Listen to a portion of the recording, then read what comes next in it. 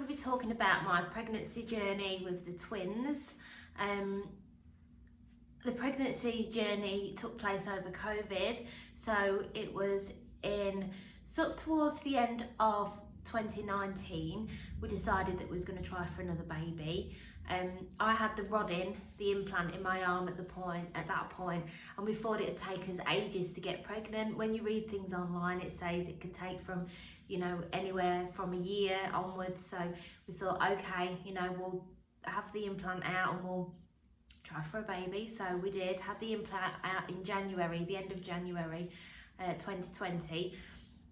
And actually we fell pregnant really quickly after that, which was a surprise, but we was obviously really happy. Initially, before I knew that I was pregnant, looking back now, I can see some sort of pointers that I was actually pregnant, and this pregnancy was really, really different to the previous pregnancy I'd had with my daughter.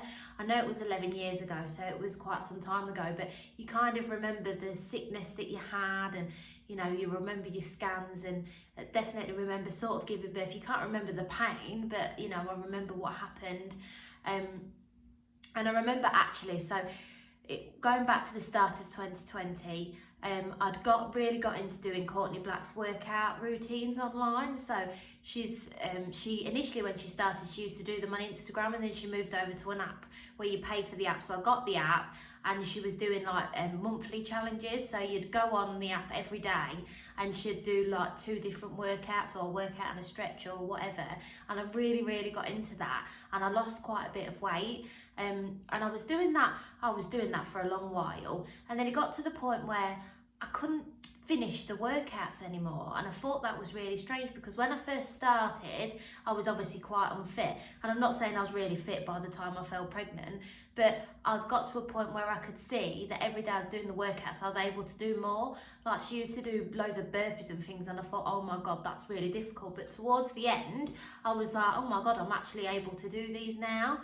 But I got to the point where when I was doing these workouts, I was absolutely knackered and I couldn't finish them. And like, my body was so tired, it just ached everywhere. I was just exhausted. So I thought, do you know what? I'm going to listen to my body. My body's telling me that I'm doing too much working out, because I was working out, 5 days a week, 6 days a week, having 1 rest day or whatever. Oh, I think there was 1 rest day and 1 stretch day. So 5 days a week. And I thought, oh, that's probably too much. So I didn't think anything more to it, stopped doing the Courtney Black's workouts. And then it was not long after that I realised, actually, we took a test and we found out that we was pregnant. So looking back, I think initially that was a symptom of a twin pregnancy, because they say that all your symptoms are heightened, and I was just absolutely exhausted. It wasn't anything to do with the exercise, it was to do with the fact that I was pregnant. And even at that early stage, they were just clearly draining everything from me. I was just absolutely exhausted. After that came the sickness. Oh my god, the sickness was terrible. That started really, really early on as well, and the sickness was constant. I'm talking constant throughout the morning, the afternoon, and tea, like all day. I couldn't keep anything down, whether it be food or water. I was probably sick 4 times in the morning before I'd even properly got up or whatever. It was really, really bad, to the point I was retching. And I know this sounds disgusting, you're probably going to think too much information, but there was nothing to be sick, nothing would come up. There's nothing in my stomach to come up to be sick, yet I'm still retching and still being sick. So that was really, really extreme.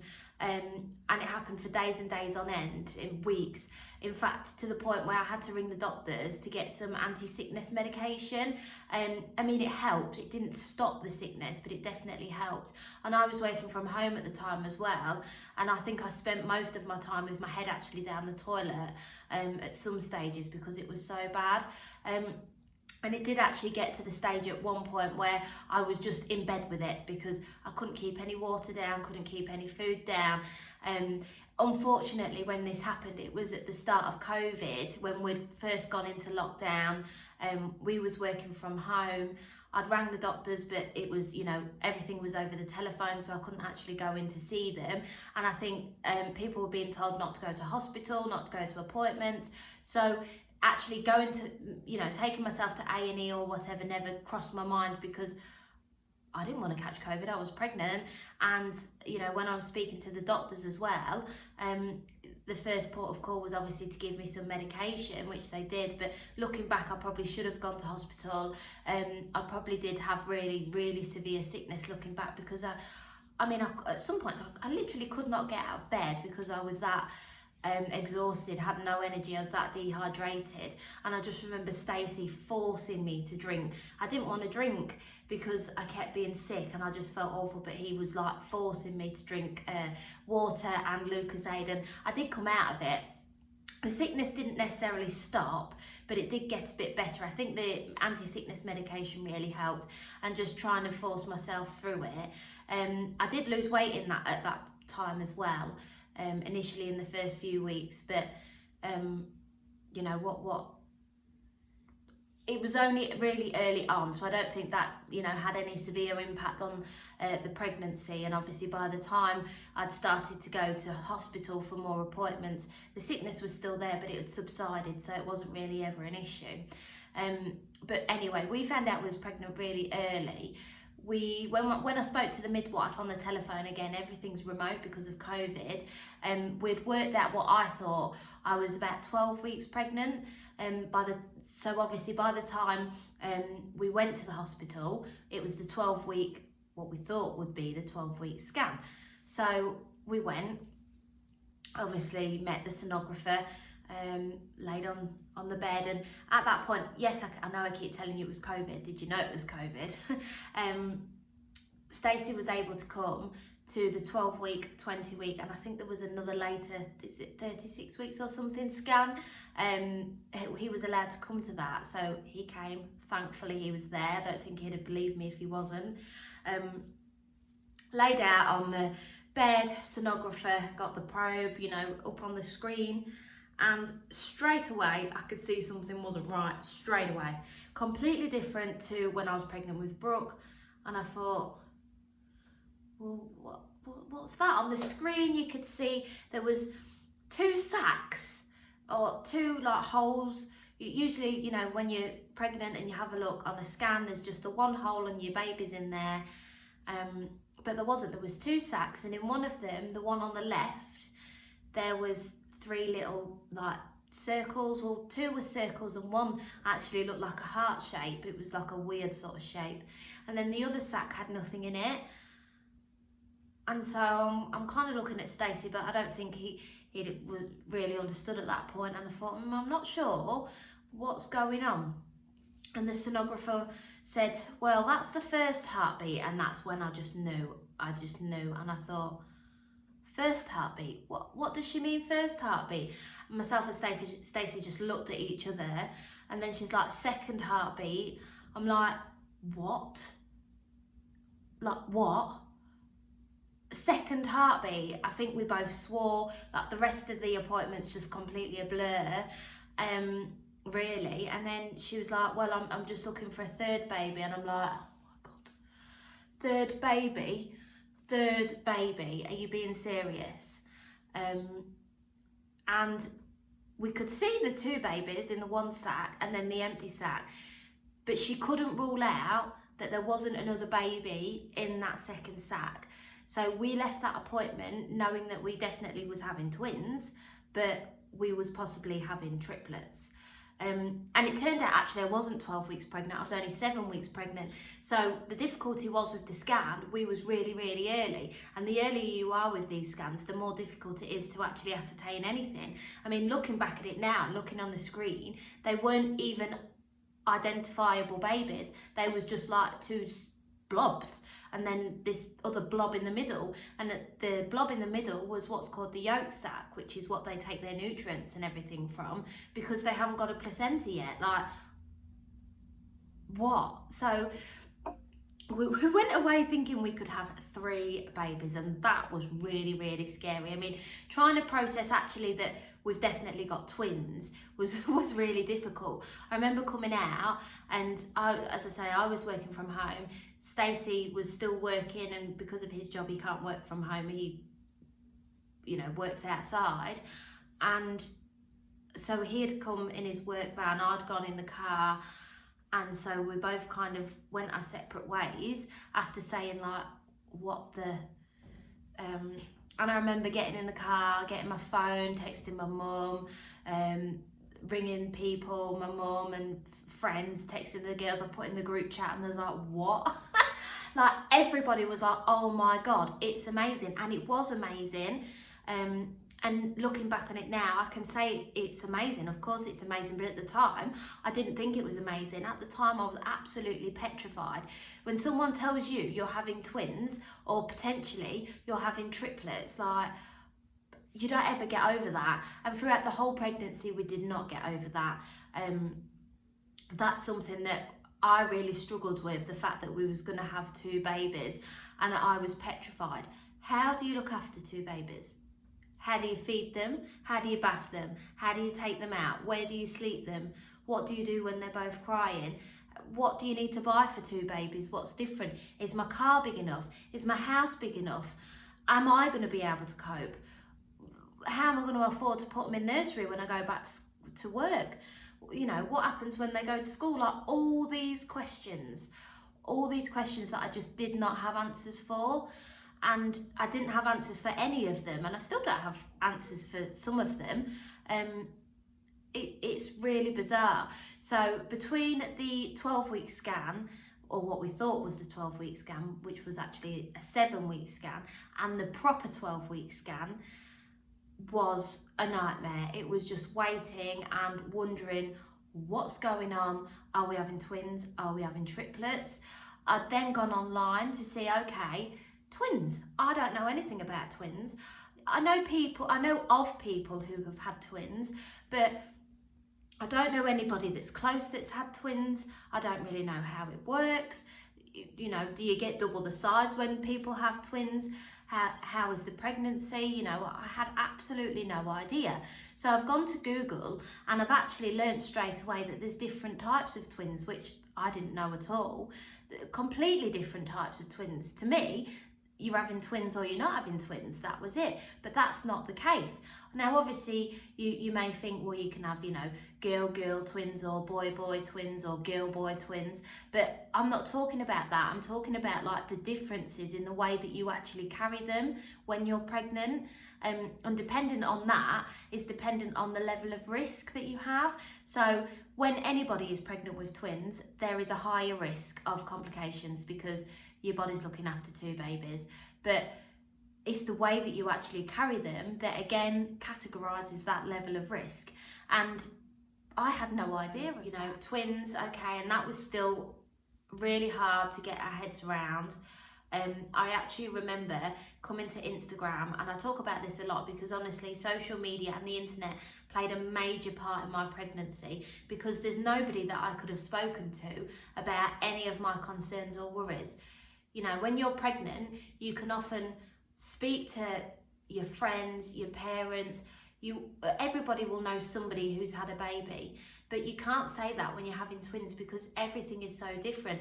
I felt different, I was experiencing different symptoms, pregnancy symptoms, and they were 10 times worse than what they were when I was pregnant with Brooke. It's just different, it's on a completely different level. So I went to Instagram, and I remember I started following a load of triplet mums, because in my head I thought, if I can look at these mums of triplets and they can do it and they can smash it, then there's absolutely no reason why I can't look after 2 babies, because 2 babies is not as hard as 3 babies. And that's literally what I thought. Probably throughout the whole of my pregnancy, I would watch twin mums as well, don't get me wrong, but triplet mums became a bit of an obsession because I thought that's crazy. And they do it, they do it, they don't complain, they get on with it. So I'm gonna have to get on with it with twins, because I was petrified that I couldn't cope, and that's what it was. you have the concerns that you're actually having a high risk pregnancy, not only because it's twins, but because they share the same placenta. But also, what am I going to do at the end of it? When they're here, how do I actually look after two of them? And that is mind-boggling, and it's such a big fear. It was such a big fear of mine, and that never went. I had that fear until the babies actually arrived. And how did I get over it? I just got over it because you just have to deal with it. You just have to look after the babies. You've got two babies there. What more can you do? But I was really petrified that I wouldn't be able to cope. I thought I would just be a mess and just fall to pieces. And I don't know, I thought I wouldn't cope, but somehow I am coping. And you know, you look at other twin mums and they do, and it's difficult. Being a parent for any baby is difficult. Being a parent for one baby is difficult, 2, 3, whatever. It's never easy. But that's how I got through the pregnancy, was looking and watching triplet mums on Instagram and seeing how they did it. And people say to me all the time, oh, I struggle with one baby, I don't know how you cope with two. But I think whether you have 1, 2, 3, you just have to get on with it. And you'll have different struggles. You know, I might find something easier than someone who's got one baby, or vice versa. And it's just finding your own motion. And getting in a routine is a big thing. But yeah, so when we knew we were having twins anyway, the hospital told us that actually would be consultant led now. So when you're pregnant, usually I think you only have 3 scans, 12, 20, and I think is it 36 weeks. We had scans every fortnight. So every 2 weeks, I keep saying we, but actually it was me because I had to go on my own. It was COVID. Stacey couldn't come with me. So I was going on my own for these appointments every 2 weeks, where the hospital would check the babies. So they would check to see the amount of fluid that was in each of the sacs, to make sure that they had enough fluid, because if they didn't have enough fluid within each sac that they had, that was a major issue. And also to check the sizes of them. So that was a major key sign as to whether they would be suffering TTTS if one was bigger than the other, like significantly bigger than the other. They're not always necessarily going to be exactly the same, and my twins weren't exactly the same when I was pregnant.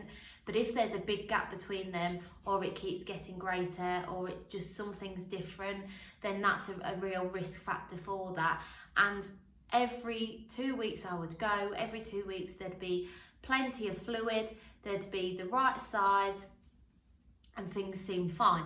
But that didn't stop me having anxiety before every single appointment, because all that's drilled into you is you're having a high risk pregnancy. You're having fortnightly scans at the hospital, you're seeing people, you know, you're having fortnightly urine samples, fortnightly scans, fortnightly you're seeing the consultant and having these discussions. It's always in your mind that you're having a high risk pregnancy. You're told from early on that you need to decide whether you're going to have a C-section or whether you're going to give birth vaginally. But also actually what you need to bear in mind is that that's likely going to change. The decision may be taken out of your hands. And if, for instance, there is an emergency situation, then you need to think about what you know, whether you're going to have an emergency section, whether you can be induced and give birth vaginally, like what's going to happen. I was told that I was give birth no later than 36 weeks because of the way that the twins were.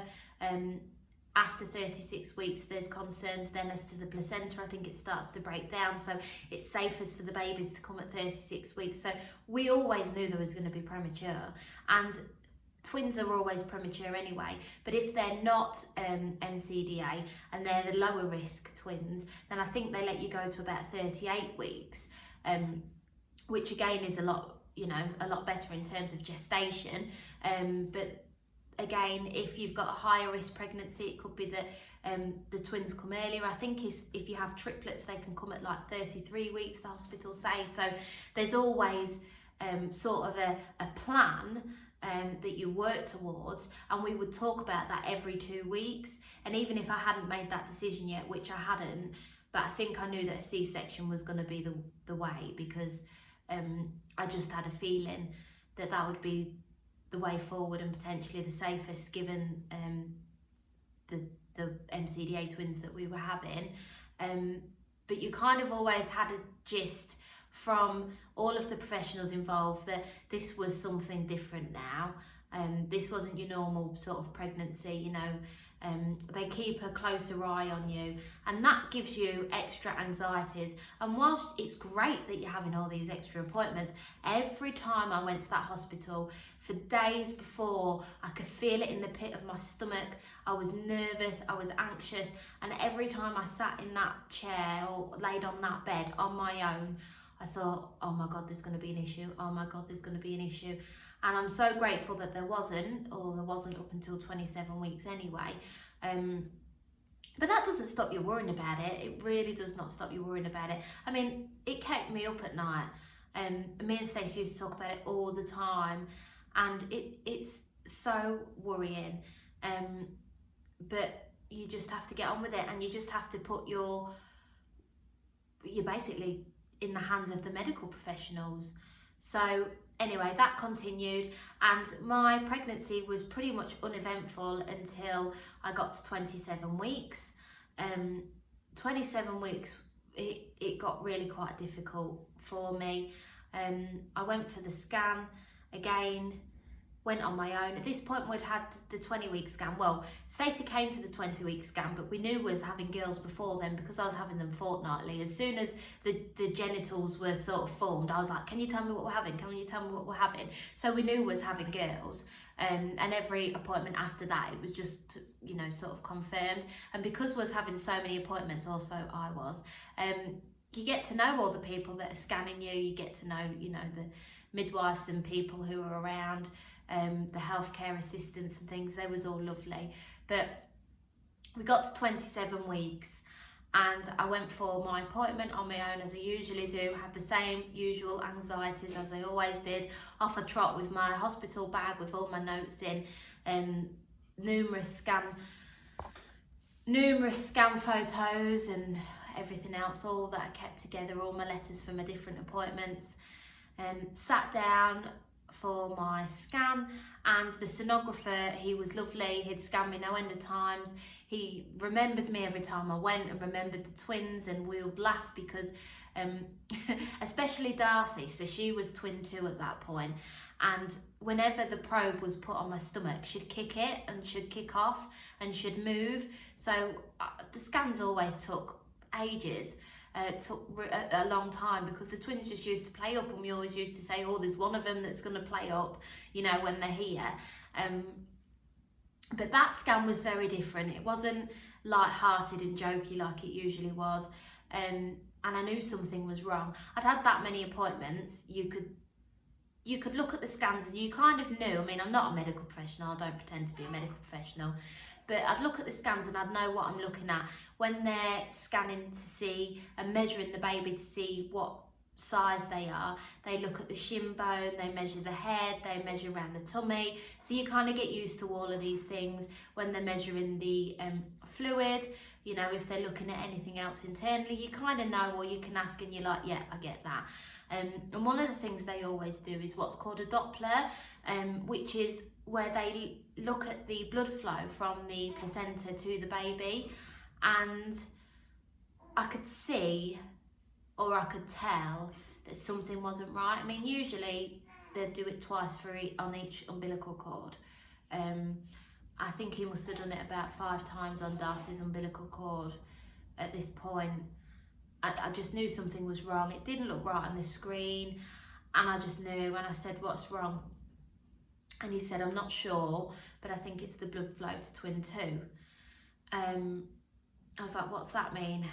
He said, well, you know, I'll pass your notes over to the consultant and they can speak to you about it. So I went to see the consultant, and she wanted to scan me herself, so she did. She scanned me herself, and she found it as well. And she took me into a room and said, right, we're concerned about this, the twins are coming. You can't give birth here because we can't look after babies under 36 weeks.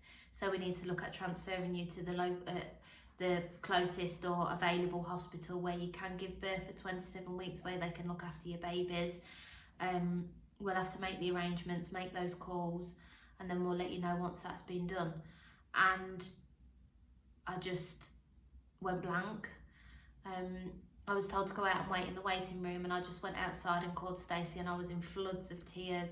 I don't think he could actually understand what I said to him, but I said, oh, the babies are coming, 27 weeks, like nobody wants to have their babies at 27 weeks.